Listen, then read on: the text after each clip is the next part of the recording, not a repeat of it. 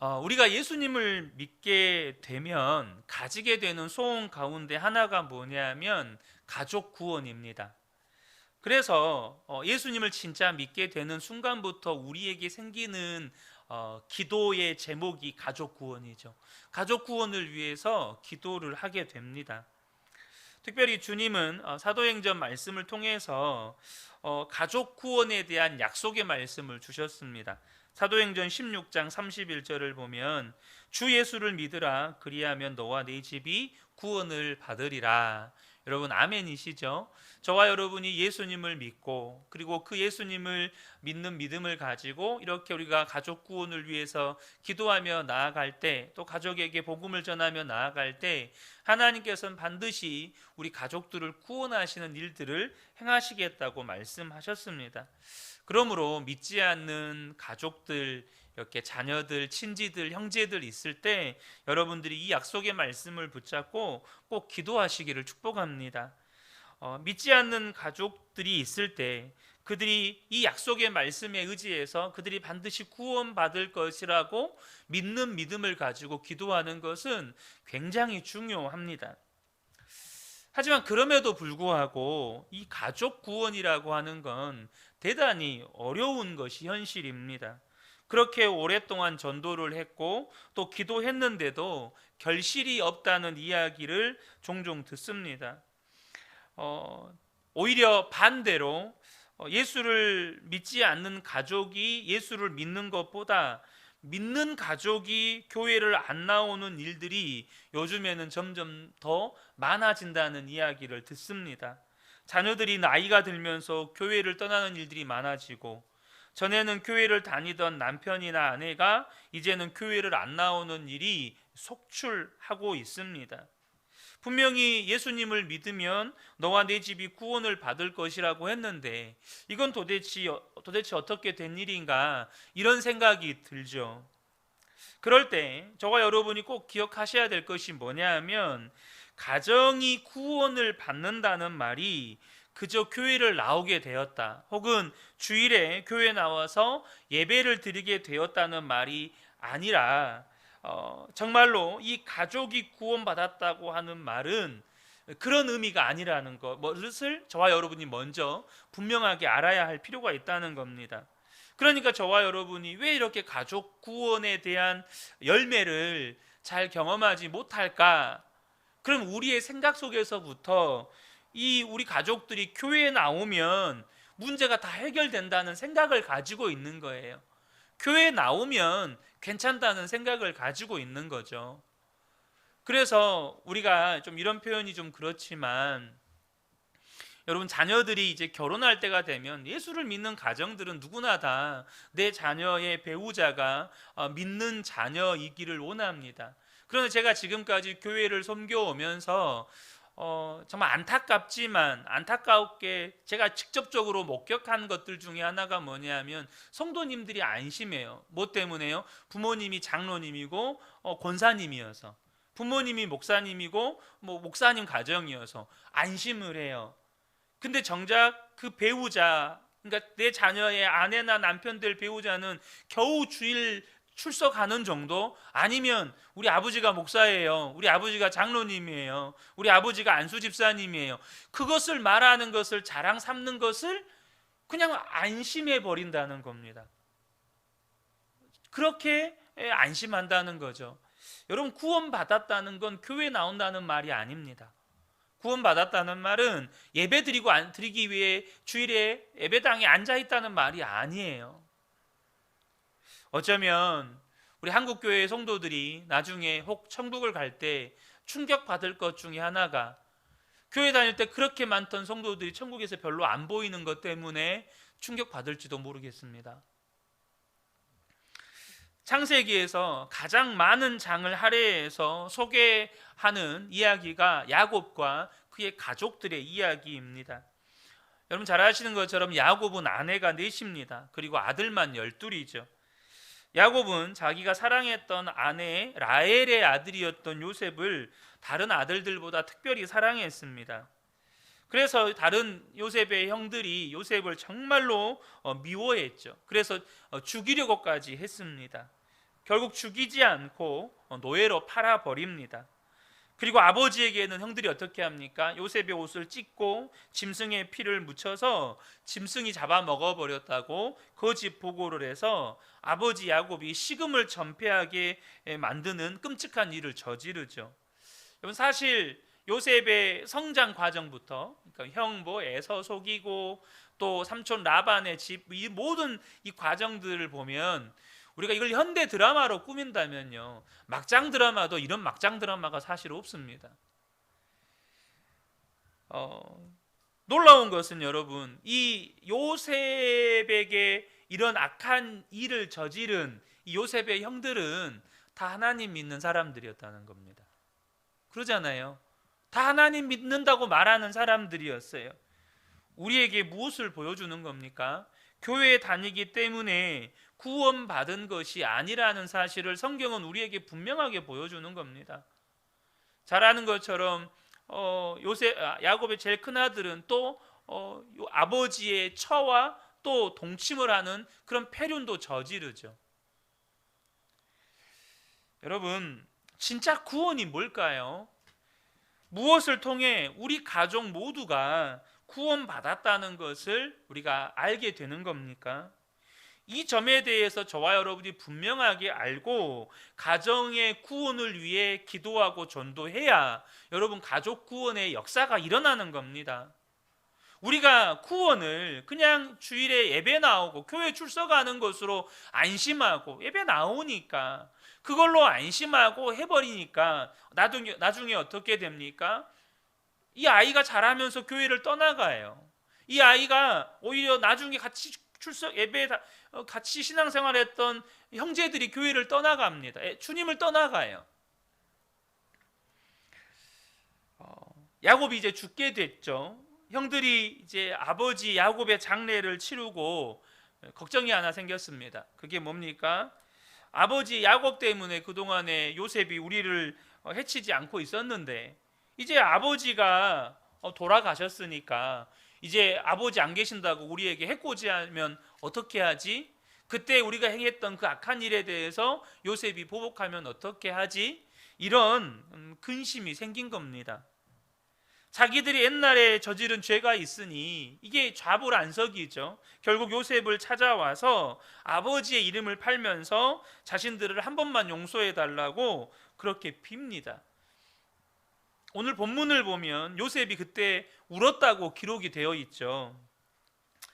아마 두 가지 마음이 교차했으리라고 추측이 됩니다. 첫 번째는 형들이 와서 무릎 꿇고 살려달라고 했을 때 요셉이 마음이 편하기만 했겠습니까? 무슨 말이냐면 그런 형들이 자기는 그냥 용서하고 또 잊고 넘어가려고 했는데 형들이 와서 그걸 들추는 거예요. 쉽게 말하면 자기는 그냥 다 잊었다고 생각하고 용서했다고 생각을 했는데 형들이 와가지고 그 이야기를 꺼내니까 형들로부터 구덩이에 던져지고 또 노예로 팔리고 애굽에 끌려와서 보디발의 집에 팔려가고 억울한 누명 써서 감옥살이하고 이 모든 과정들이 생생하게 생각이 나는 겁니다.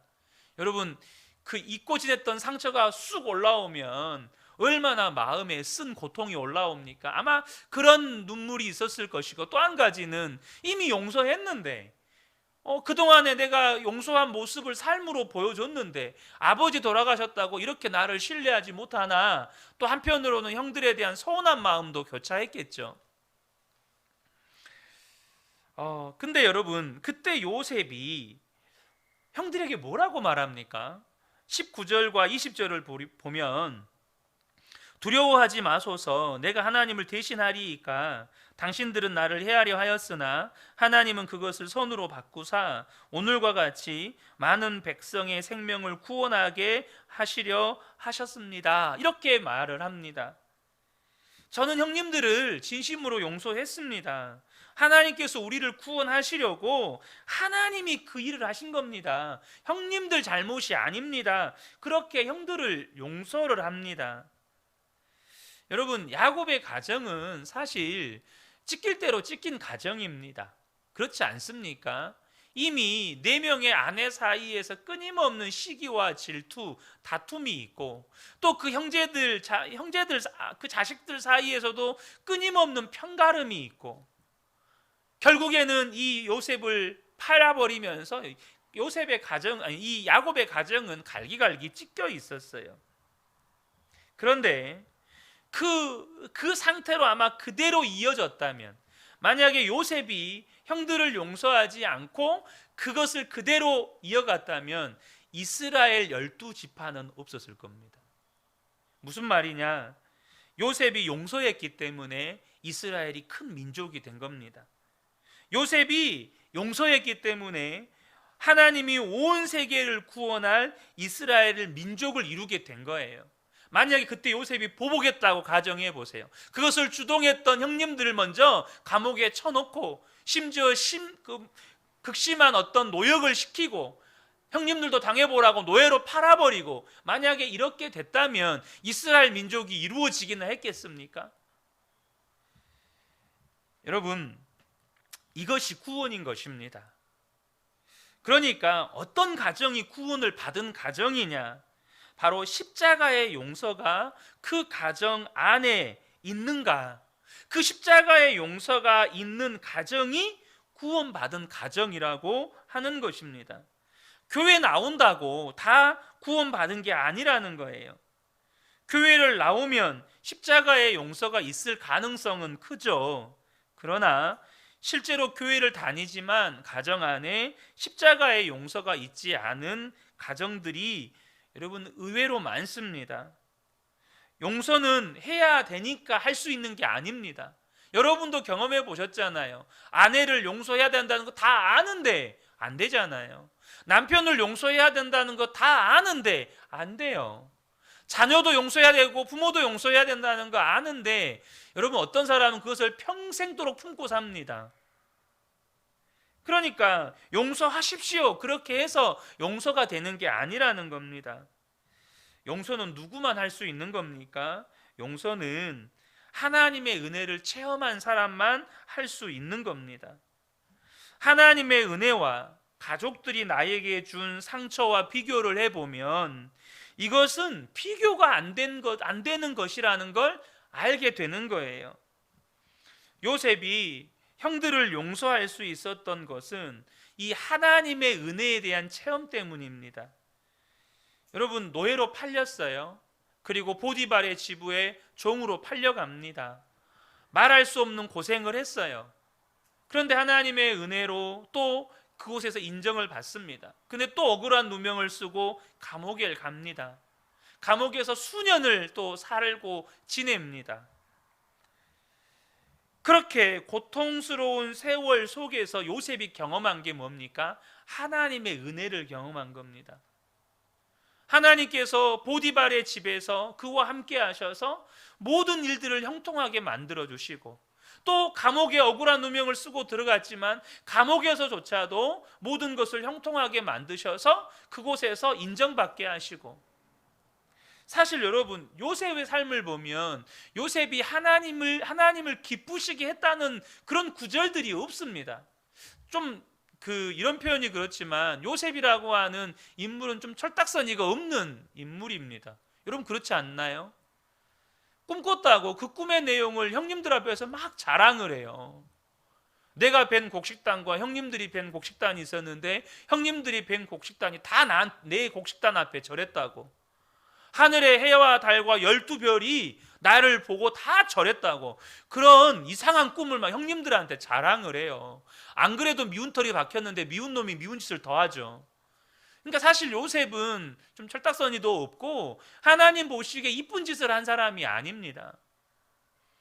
그럼에도 불구하고 하나님께서 함께 하시고 위기 때마다 어려울 때마다 도와주시고 주님이 지혜도 주시고 그 모든 일들을 풀어가도록 역사해 주십니다. 뭡니까? 전적인 은혜였습니다. 그러다 보니까 요셉이 그런 은혜 속에서 결국에는 총리가 돼요. 총리가 되어서 깨닫게 된 게 있었습니다. 아, 하나님이 우리 아버지 가족들 다 구원하라고 나를 이곳에 먼저 보내셨고 또 나를 애굽의 총리로 세우셨구나. 그때 기근이 애굽 땅에만 있었던 게 아니잖아. 이 고대 근동 지역에 다 온 나라에 임했던 기근이었잖아요. 그러니까 생각의 길이 거기까지 미치는 거예요. 내 가족 살리라고 하나님께서 보내셨구나.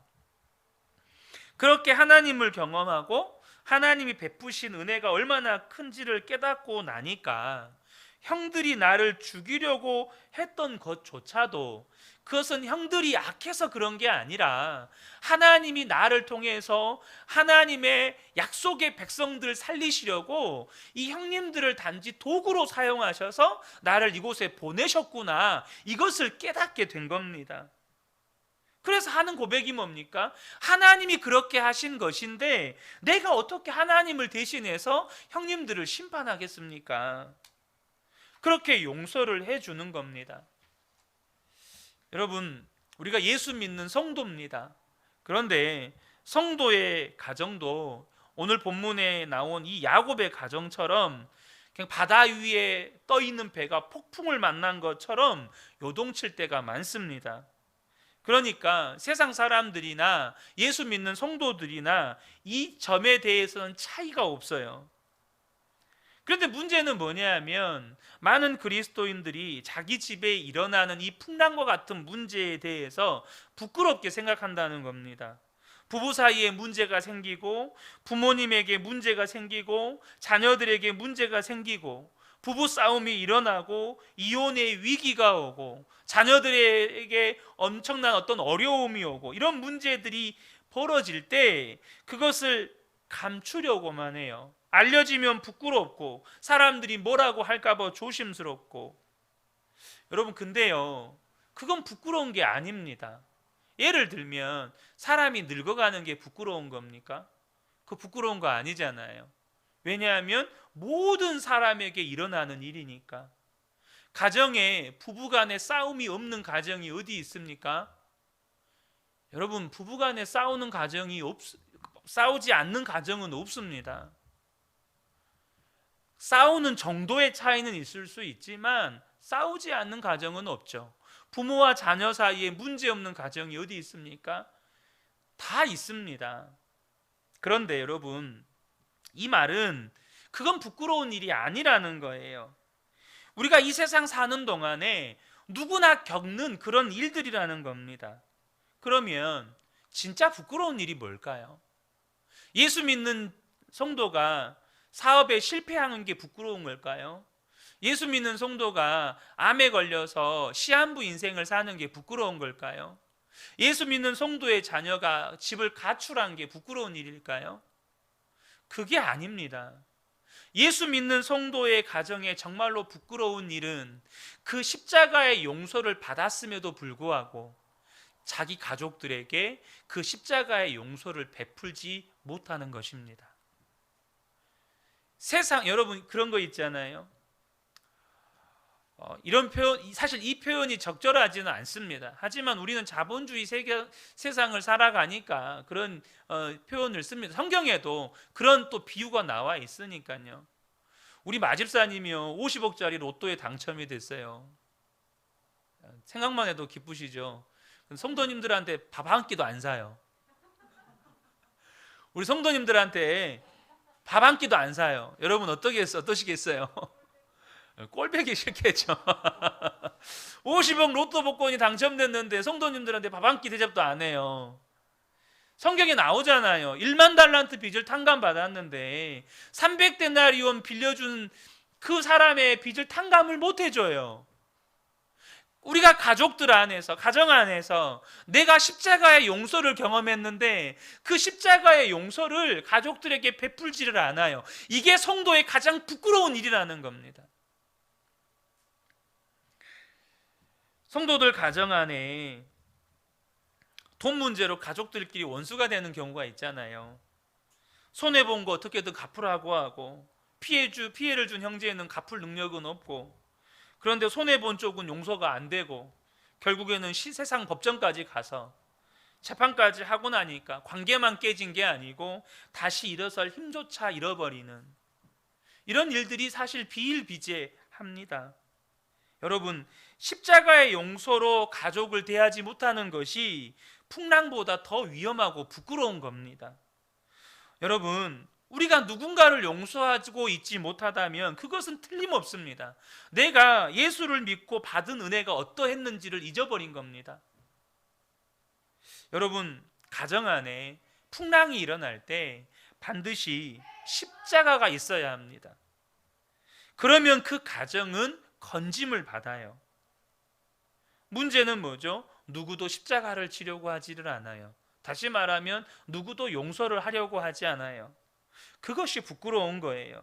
우리가 예수를 믿었다는 말이 무슨 의미입니까? 지옥 갈 수밖에 없는 죄인이 하나님의 은혜로 용서받고 원수되었던 내가 하나님의 자녀가 되었다는 겁니다. 있을 수 없는 은혜를 받은 거예요. 이 사실을 정말로 믿는다면 가정 안에서 가족에게 반드시 그 십자가의 용서로 대해야 하는 것입니다. 이것이 가정을 풍랑에서 건져주시는 하나님의 방법입니다. 여러분의 가정에서 겪는 최악의 상황이 무엇인지 아십니까? 부모의 사랑을 받지 못했습니다. 심지어 부모로부터 학대를 당했어요. 어려서부터 부모로부터 방치되어서 완전히 외톨이로 자랐습니다. 배우자가 일찍 죽었습니다. 배우자가 바람을 피웠습니다. 자녀가 부모에게 거역합니다. 심지어 자녀들이 부모보다 일찍 죽었습니다. 이런 일들이 우리 가정 안에서 일어나는 끔찍한 일들이죠. 하지만 그것이 최악의 상황은 아닙니다. 정말로 있어서는 안 될 일들이지만, 너무나도 고통스러운 상황이지만 최악의 시나리오는 아니라는 거예요. 무엇이 최악입니까? 우리가 가정생활을 하면서 겪는 최악은, 저와 여러분이 하나님 앞에 섰을 때 하나님이 이렇게 말씀하시는 거예요. 너는 십자가로 너의 모든 죄를 용서받았고 구원받았으면서 어째서 너는 너의 가족에게조차 그런 십자가의 용서를 베풀지 못했느냐? 그런 말을 듣는 것이 가정생활의 최악입니다. 저와 여러분, 이걸 분명하게 알아야 돼요. 여러분이 지금 더 이상 내려갈 수 없는 밑바닥에 가 있습니까? 여러분, 상황이 그런 건 밑바닥이 아닙니다. 근데 상황이 그러한데 그 십자가의 용서를 받은 내가 가족들을 용서 못하고 사는 거예요. 우리가 가정에서 겪는 최악의 상황이 무엇인지는 언제 결정나는 겁니까? 하나님 앞에 섰을 때 결정나는 겁니다. 우리가 이 세상 사는 동안에 이런 일 저런 일, 기가 막힌 일, 누구도 겪어보지 못한 그런 일을 나만 겪었다고 말하는 것도 다 좋은데, 맨 나중에 하나님 앞에 섰을 때, 그때 하나님이 너는 십자가에서 말할 수 없는 용서와 사랑을 받아놓고 가족에게 그런 사랑과 용서를 행하지 못했느냐, 이런 말을 듣게 되는 것보다 최악은 없습니다. 그러니까 우리가 항상 기억해야 할 것은, 하나님 앞에 섰을 때 내가 어떤 평가를 받을 것인지를 염두에 두고 지금을 봐야 하는 거예요. 하나님 앞에 섰을 때 저와 여러분이 사업 실패한 거 가지고 하나님이 책망하실까요? 저와 여러분이 암에 걸린 거 가지고 하나님이 책망하실까요? 절대 그렇지 않습니다. 저와 여러분이 어떤 일에 실패했다고 책망받을까요? 절대 그렇지 않다는 거예요. 하지만 그 놀라운 십자가 사랑을 경험해 놓고도 그 사랑을 베풀지 못하고 사는 건 하나님 앞에 섰을 때 책망받을 일이라는 겁니다. 도무지 참을 수 없어. 도무지 견딜 수 없어. 도무지 용서할 수 없어. 그런 일이 생기더라도 하나님 앞에 섰을 때를 생각하고, 그때 하나님께서 너 진짜 잘했다, 너 정말 잘했다 라는 말씀을, 그런 평가를 들을 수 있는 것을 선택할 수 있는 지혜와 분별력이 임하시기를 예수님의 이름으로 축복합니다. 여러분, 하나님이 너 진짜 잘했다, 너 진짜 정말 정말 잘했다, 이런 칭찬 들을 일이 뭡니까? 그건 십자가 지는 겁니다. 그러면 가정 안에서 하나님의 역사가 일어나는 거예요. 그 길밖에 없습니다. 우리 가정이 구원받은 가정인지는 예수 믿는 우리 가족 한 사람 한 사람이 자기 십자가를 지고 주님을 따르는 일이 가정 안에서 일어나야 하는 거예요. 그게 뭡니까? 용서하는 거예요. 십자가의 사랑을 나도 받았으니 아내도 남편도 자녀도 부모도 그렇게 그 사랑으로 용서하며 그 십자가를 지는 것. 이 일은요, 부모임에도 불구하고요, 여러분 자녀를 계속 용서할 때 여러분 그런 느낌 안 드세요? 내가 부모지만 진짜 바보 같다. 저만 그렇습니까? 자녀들이 어떤 잘못을 할 때 용서하잖아요. 용서해놓고 또 잘못하면 또 용서해주고 또 잘못하면 또 용서해주고, 그럴 때 보면 진짜 내가 속 없는 사람 같기도 하고 완전 바보 같기도 하고, 저 놈들이 나를 이용하나, 이게 부모가 죄인인가, 막 이런 생각이 들 때조차도 있어요. 근데 여러분 어떻습니까? 그것이 이 땅에선 바보 같다는 소리 들을 수도 있고, 또 스스로 생각할 때도 초라해 보이기까지 해요. 그런데요, 하나님 앞에 섰을 때는 그것이 말할 수 없는 기쁨이고 칭찬이고 영광입니다. 그것이 십자가의 사랑과 용서를 경험한 사람의 열매요 증거이기 때문입니다. 어느 집사님의 이야기입니다. 열심히 신앙생활도 하고 교회 봉사도 열심히 하면서 신앙생활을 잘해보려고 노력하지만 이 집사님의 얼굴에는 늘 그늘이 져 있는 거예요. 기쁨이 없는 거예요. 목사님과 사모님이 상담을 하던 중에 뭔가 깊은 영적인 원인이 있겠다라는 생각이 들어서, 하나님, 이분 안에 감추어진 과거의 아픔과 상처를 알게 해주세요라고 기도를 하셨대요. 그렇게 기도를 하는데, 기도를 하고 이야기를 나누는데 상상이 안 되는 과거의 기억이 떠오른 거예요. 그게 뭐냐면, 이 집사님은 그게 너무 고통스러웠고 괴로웠기 때문에 의식 중에 무의식 중에 그것을 억눌렀고 잊어버리고 외면하고 살았던 기억이었답니다. 그게 뭐냐면, 어려서 친오빠와 이 오빠의 친구들에게 성폭행을 당한 일이었어요. 그 오빠 친구들에게 성폭행을 당하는 것도 충격이었는데 이것을 엄마가 알았어요. 그런데 더 심각한 문제는 뭐냐면, 엄마가 이 피해 당한 딸이 잘못했다는 거예요. 그러면서 이 딸에게 말하기를, 너 어디 가서 절대 말하지 마, 오빠 앞길 망치는 거야. 그렇게 한 거예요. 자기가 피해자인데 자기가 잘못했다는 거예요. 그리고 쉬쉬하면서 오빠 편만 들어주는 거죠. 여러분, 얼마나 고통스럽고 충격스러운 일입니까? 그것을 어떻게 사람이 맨정신으로 견딜 수 있겠어요? 누구에게 말도 못하고, 그렇다고 해서 그 상처만, 그 기억만 도려낼 수도 없고, 그러니까 어떻게 웃는 얼굴로 신앙생활이 되겠어요? 그게 늘 마음속 깊은 곳에서 그 집사님의 심령을 붙잡고 있는데, 그 문제가 드러났고 또 하나님의 은혜로 십자가 앞에서 그 상처를 이렇게 직면하셨습니다.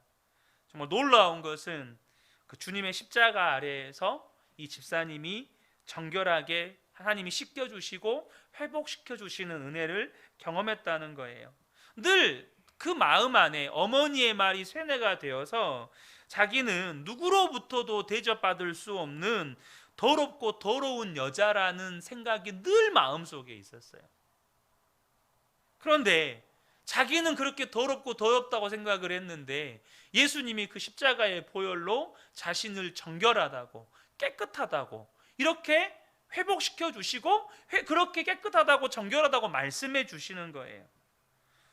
그런데 더 놀라운 건 뭐냐 하면, 그 십자가의 정결케 하심, 온전케 하심, 회복의 은혜를 누리니까 오빠가 용서가 되는 거예요. 오빠를 용서한다고 고백할 수 있게 되었던 거예요. 그리고 그 뒤로부터 이 집사님의 얼굴 낯빛이 완전히 바뀌어 버렸습니다. 여러분, 가정 안에 이 용서의 십자가가 세워지는 일은 나 자신의 구원이기도 하고 가정 전체의 구원이기도 합니다. 우리가 가족이 구원받아야 한다, 우리 믿지 않는 식구들이 다 예수 믿고 구원받았으면 좋겠다 하는 것이 무엇을 의미하는지를 명확하게 아셔야 합니다. 그 사람이 나 예수 믿어, 물론 성령님이 계신 사람만 예수님을 주님이라고 하나님을 아버지라고 고백하는 거 맞습니다. 그리고 그 예수 믿는 사람들이 기본적으로 교회를 다니죠. 근데 여러분, 진짜 예수 믿은 사람에게 나타나는 분명한 증거는 이 십자가의 용서가 내 삶에 나타나는 겁니다. 가정 안에서 십자가의 용서가 세워져야 하는 거예요. 혹시 가정 안에 교회는 나오는데 용서가 없다, 가족들 사이에 진정한 용서가 없다, 그러나 그 말은 아직도 예수를 온전히 믿는 것은 아니라는 말입니다. 근데 우리가요, 또 한 가지 기억해야 될 건 뭐냐 하면 이 십자가의 복음은 단순히 용서만 아니라는 겁니다. 우리가 가정에 십자가가 세워졌다는 말은 용서만이 아니고 한 몸이 되는 하나님의 은혜를 경험했다는 겁니다. 그러니까 가정 안에 용서뿐만 아니라 하나 되는 역사가 있다는 거예요. 그러니까 가정 안에 십자가가 세워졌다는 말은 용서 더하기 무슨 일이 있어도 가정은 하나 되는 거예요. 요셉의 형들이 요셉이 이제 형들의 죄를 용서하죠. 근데 용서하는 것으로 끝나지 않았습니다. 그들과 함께 살았고 그 온 가족들을 책임집니다. 21절인데요. 당신들은 두려워하지 마소서, 내가 당신들과 당신들의 자녀를 기르리이다 하고 그들을 간곡한 말로 위로하였더라. 여러분, 만약에 요셉이요, 형님들, 전 형님들 용서했습니다, 이제 용서했으니까 이제 알아서 각자 갈 길 가세요, 알아서 각자 사세요 라고 했다면 어떻게 됐을 것 같습니까? 여러분, 요셉이 그런 형들로부터 상처를 받았잖아요. 사실 요셉이 과거에 나에게 했던 형님들의 모든 잘못 제가 용서했습니다, 제가 복수하지 않겠습니다, 하지만 우리 얼굴 보고 살지는 맙시다. 사실 이렇게만 해도 요셉은 총리잖아요. 이 이집트라고 하는 최강국의 이 두 번째 권력자입니다. 바로 왕 아래에서 모든 권력을 휘두르는 사람이에요. 그런 사람이 제가 복수하지 않겠습니다, 근데 우리가 얼굴 보고 살지는 맙시다, 이 정도만 해도 사실은 잘한 거예요. 근데 그들은 자신을 죽이려고 했고 또 끔찍한 일을 겪게 했는데 요셉이 어떻게 말합니까? 제가 형님들 다 용서했습니다, 이걸로 끝내지 않고 제가 형님 가족들 다 돌보겠습니다, 제가 다 책임지겠습니다. 뭡니까? 가족들과 하나가 되는 겁니다. 단순히 용서로 끝나는 것이 아니고 우리는 끝까지 하나입니다. 우리는 헤어질 수 없습니다. 여러분, 이것이 십자가의 능력이라는 거예요. 여러분 잘 아시는 것처럼 손양원 목사님이 자신의 두 아들을 죽인 청년 안재선을 용서했을 뿐만 아니고 어떻게 합니까? 양자로 삼습니다. 여러분, 그냥 용서하고 끝낼 수 있어요. 그런데 양자로 삼았습니다. 왜 그럴 수 있었을까요? 손양원 목사님 안에 이 십자가 복음이 무엇인지가 분명하게 새겨졌기 때문입니다. 십자가 복음은 단순히 용서만 하는 능력이 아닙니다. 예수님이 우리가 하나가 되신 겁니다. 십자가 복음은 죄 사함의 복음만이 아니고 그 예수님이 나와 하나 되는 복음입니다. 이걸 분명하게 아신 거예요. 여러분, 가족들이라고 쉬웠겠습니까? 그런데 가족들도 그걸 다 받아들이는 거예요. 그런데 그 뒷이야기를 들어보면 정말 안타까운 건 뭐냐면 손양원 목사님과 가족들은 이 청년 안재선을 아들로 또 형으로 오빠로 받아들였는데 교회 성도들이 그렇지 못했다는 겁니다. 사실 성도들 입장에서 쉽지 않죠. 저 사람이 우리 목사님 두 아들 죽인 놈이야. 목사님은 용서하셨을란가 몰라도 나는 용서 못 하겠네. 나는 같이 얼굴 보면서 예배 못 드리겠네. 그랬다는 거예요. 그러니까 성도들로부터 따돌림 당하고 외면 당하고 손가락질 당했다는 그런 기록들이 있습니다. 여러분, 우리가 용서까지는 하더라도 하나 되는 일은 또 감당하지 못하는 게 우리의 실상입니다. 용서는 하지만 안 보고 살아야지. 그게 우리 마음 안에 있는 밑바닥에 깔려있는 우리의 본성입니다. 내가 용서는 하지만 다시는 안 보고 살란다. 그냥 잊어버리고 살란다. 그런데 여러분, 하나님께서 우리 가정 안에 허락하신 것이 무엇인지를 분명하게 알아야 합니다. 십자가 복음의 능력은 단순히 우리를 용서하신 것에서 끝난 게 아니고 우리와 한 몸이 되신 거예요. 이 용서와 하나됨은 비슷한 것 같지만 전혀 다른 문제입니다. 하나님은 우리를 용서하셨을 뿐만 아니고 우리와 한 몸이 되셨어요. 그래서 그 증거로 우리에게 세례와 성찬을 주신 거예요. 우리는 세례와 성찬을 통해서 계속해서 무엇을 확인합니까? 내 죄가 사함받은 것과 예수님과 내가 한 몸인 것을 그때마다 확인하는 겁니다. 예수님은 우리와 한 몸 되시려고 우리 안에 오셨다는 거예요. 그저 내가 너를 용서한다가 다가 아니라는 겁니다. 예수님이 우리와 한 몸이 되셨기 때문에 그래서 우리가 교회가 된 겁니다. 여러분, 이거 분명하게 아셔야 돼요. 나도 예수님과 한 몸 되고 성도님들도 예수님과 한 몸이 되었기 때문에 우리가 교회가 될 수 있는 겁니다. 교회는 십자가가 중심인데요, 그 십자가의 역사는 용서의 역사이고 동시에 하나 되는 역사입니다. 예수님께서 겟세마네 동산에서 고난받으시기 전에 마지막으로 하셨던 기도를 다들 아실 겁니다.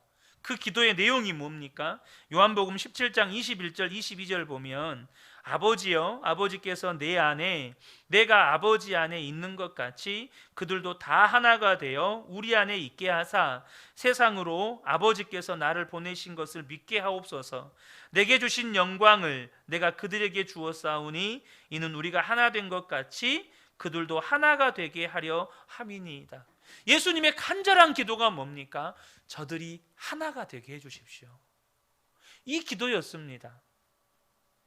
여러분, 우리가 얼마나 서로가 다릅니까? 너무너무 다르잖아요.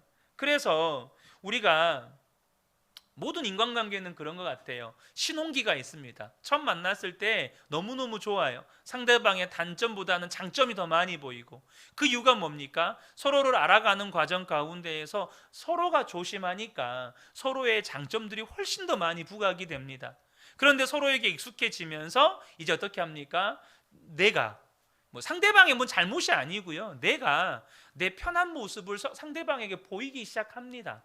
그런데 그 내가 편한 모습을 보이는 것이 상대방과 정말 많이 다른 부분들이 많아요. 그러다 보면 정말 어떤 때는 저 사람은 정말 상종도 하기 싫다, 이런 사람들도 있습니다. 그런데 여러분, 그런 우리가 어떻게 한 몸이 됐습니까? 예수님의 십자가 때문입니다. 초대교회 때 당시에 그들의 어떤 가치관, 그들의 문화, 그들의 전통으로서는 절대로 일어나서는 안 되는 일이 일어났습니다. 그게 뭡니까? 유대인과 이방인이 하나가 된 겁니다. 주인과 종이 하나가 된 겁니다. 이게 초대교회 때 일어났던 일입니다. 이방인과 유대인들이 하나가 돼요. 주인과 종이 하나가 됩니다. 심지어 주인의 재산을 훔치고 도망갔던 종이 돌아왔는데도 여러분, 어떻게 빌레몬이 용서합니다. 여러분, 이 십자가 복음의 능력으로 말미암아 우리가 교회가 된 거예요. 하나가 되는 역사가 있었다는 겁니다. 마찬가지로 가정 안에서도 여러분, 십자가 복음의 능력은 하나됨으로 나타나는 겁니다. 그런데 하나님은 이 놀라운 복음의 능력이 결혼을 통해서 그대로 가정 안에 이루어지게 하셨습니다. 여러분, 하나님이 왜 결혼을 하게 하셨을까요? 애 낳고 가문 번성시키라고요? 물론 결혼의 이유 가운데 생육하고 번성하는 것도 있지만 사도 바울은 분명히 말씀합니다. 결혼의 비밀은 한몸됨이라는 거예요. 여러분, 결혼식 때요, 우리 주례를 하잖아요. 우리 상식적으로 여러분, 우리가 결혼할 때 싸우지 말고 검은 머리가 팥불이 될 때까지 잘 살아라, 이 말은 이해하기 쉬워요. 그냥 이해되는 말이에요. 근데 한 몸이라는 말, 우리가 너무 자주 들어서 이제는 익숙하니까 그저 한 몸인갑다 이런 생각을 하지만, 여러분, 이 한 몸이라는 말은 상식적으로 말이 안 되는 거예요. 어떻게 남자와 여자, 아내와 남편이 한 몸이 됩니까? 도대체 어떻게 한 몸이 되는 겁니까? 그렇게 살아온 성장 배경 다르고, 기본적으로 성별이 다르고, 가치관도 달랐고, 너무너무 다른 게 많은데 도대체 어떻게 한 몸이 되는 겁니까? 여러분, 십자가의 역사를, 십자가 복음을 우리가 이해하면 이 한 몸 되는 것이 무엇인지를 알게 되는 겁니다. 여러분, 예수님께서 십자가를 통해서요, 우리 안에 오셨습니다.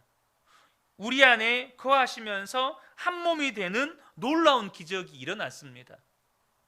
우리가 그것을 믿는 것을 복음을 믿는 것이라고 말합니다. 예수님께서 십자가에서 내 모든 죄를 사하시고 이제는 우리 안에 오셔서 나와 한 몸이 되셨다, 이것을 십자가 복음을 믿는 거라고 말을 해요.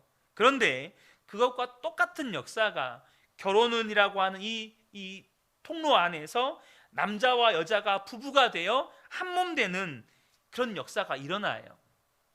무슨 말입니까? 하나님은 복음이 무엇인지를 이 결혼을 통해서 저와 여러분에게 보여주신 거예요. 결혼을 통해서 부부가 한 몸이 되는 거예요. 어떻게요? 아내는 남편에게 예수님께 순종하듯이, 남편은 아내를 예수님이 하신 것처럼 사랑함으로. 여러분, 순종과 사랑은 계명이 아닙니다. 여러분, 명확하게 하셔야 합니다. 순종과 사랑은 율법이 아니에요. 그것은 한 몸 되어짐을 지켜가게 하시는 하나님의 지혜입니다. 한 몸이 되려면 반드시 십자가를 져야 돼요. 예수님이 우리와 한 몸 되시려고 십자가 지신 것처럼 부부가 한 몸이 되려면 십자가를 져야 돼요. 어떤 십자가요? 아내는 순종의 십자가, 남편은 사랑의 십자가를 지는 거예요. 그래서 부부가 한 몸이 되는 겁니다. 그리고 그 가정이 구원받은 가정이에요. 한 몸 되었다는 말은요, 헤어질 수 없다는 뜻입니다. 이혼 가능성이 없다는 말이에요. 어떻게 그게 가능합니까? 각자가 자기 십자가를 지는 겁니다. 예수님이 십자가 지셔서 우리와 한 몸 되신 것처럼 아내가 아내의 십자가를 지고 남편이 남편의 십자가를 질 때 가정 안에서는 이 복음이 실제가 되는, 부부가 한 몸이 되는 역사가 일어나는 거예요. 이것은 나는 죽고 예수로 살지 않으면 절대 저절로 안 됩니다. 이것이 가정을 주신 하나님의 뜻입니다. 그러니까 여러분, 가정에 십자가가 세워졌다는 말은 부모와 자녀 사이에, 또 부부 사이에 도무지 마음에도 안 들고 속을 그렇게 썩이고 그런 관계라고 할지라도 우리는 한 몸이다, 우리는 떼어줄 수 없다, 우리는 끝까지 하나다, 이걸 지켜가는 거예요. 여러분, 아내가 치매에 걸렸다, 혹은 남편이 치매에 걸렸다, 그럼 어떻게 하시겠습니까? 치매 걸린 배우자가 있으면 낭만이 어디 있습니까? 저도 저희 할아버지가 치매로 10년 동안 앓고 계시다가 이게 돌아가셨기 때문에 할머니가 정말 고생하신 거 봤거든요. 어디 나갔다 오면 할아버지가 안 계세요. 어디를 나갔는지를 몰라요. 찾으러 다니시는 거죠. 그러니까 치매가 걸렸다는 것은 더 이상 부부관계가 파트너십도 아니고 동반자 관계도 아니고 무슨 애정을 나눌 수도 없고 무슨 부부 생활이 되겠어요. 근데 여러분, 예수님이 어떻게 하셨는지를 보셔야 합니다. 우리는 예수님의 신부잖아요. 예수님이 신부인 우리에게 어떻게 하셨습니까? 우리도요, 치매 걸린 아내, 치매 걸린 남편과 같아서 예수님이 신랑인 것을 못 알아봐요. 심지어 부인도 하고 내가 신부라는 것 자체를 잊어버리고 다시 옛생활로 돌아갑니다. 그런데 예수님이 어떻게 하셨습니까? 끝까지 안 버리셨습니다. 자기를, 예수님을 잊어버리고 부인하고 심지어 저주까지 했던 신부에게 예수님은 항상 같이 계셨고 끝까지 함께 하셨습니다. 그리고 질문합니다. 나를 사랑하느냐? 치매 걸린 아내에게, 치매 걸린 남편에게 나를 사랑하냐고 묻듯이 무슨 말인지도 알아듣지도 못하는 우리에게 나를 사랑하느냐고 묻습니다. 그렇게 신부를 위해서 예수님은 십자가 지셨고 사망의 음침한 골짜기를 지나가셔서 다시 우리를 신부되게 하셨습니다. 그 신랑 되신 주님은 끝까지 함께 하시고 떠나지 않으시고 우리 위해 죽으시고 우리를 사랑하셨어요. 여러분 꼭 기억하셔야 합니다. 가정 안에 십자가가 세워졌다는 말은 예수 믿는 사람도 그렇게 한다는 겁니다. 이 사람이 나를 너무나도 상처 입게 만들었어요. 이 사람이 나를 너무 고통스럽게 했어요. 우리는 그런 말을 할 수 있죠. 저도 한때 그런 생각에 사로잡혀 살았으니까요. 나같이 부모로부터, 특별히 아버지로부터 이런 상처 받은 사람은 없을 거야. 이런 생각을 가지고 살았으니까요. 근데 여러분 기억하시면 좋겠습니다. 가정 안에 십자가가 세워졌다. 그것은 그럼에도 불구하고 용서하고 그럼에도 불구하고 끝까지 함께하는 겁니다. 누구처럼요? 예수님처럼. 어떤 가정도 위기가 옵니다. 위기 없는 가정은 없어요. 그런데 십자가가 세워진 가정, 오직 그리스도 안에서 용서하고 또 용서하고, 그리고 그 예수님 때문에 나는 죽고 예수로 살기 때문에 여전히 그 아내, 그 남편, 그 자녀들과 끝까지 하나됨을 지켜가는 가정은 어떤 위기도 극복합니다. 어떤 위기도 뛰어넘어요. 여러분 꼭 기억하시면 좋겠습니다. 위기가 부끄러운 거 아닙니다. 풍랑이 부끄러운 게 아니에요. 성도의 가정은 용서가 없는 게 부끄러운 겁니다. 성도의 가정은 하나됨을 스스로가 깨뜨리는 것이 부끄러운 겁니다.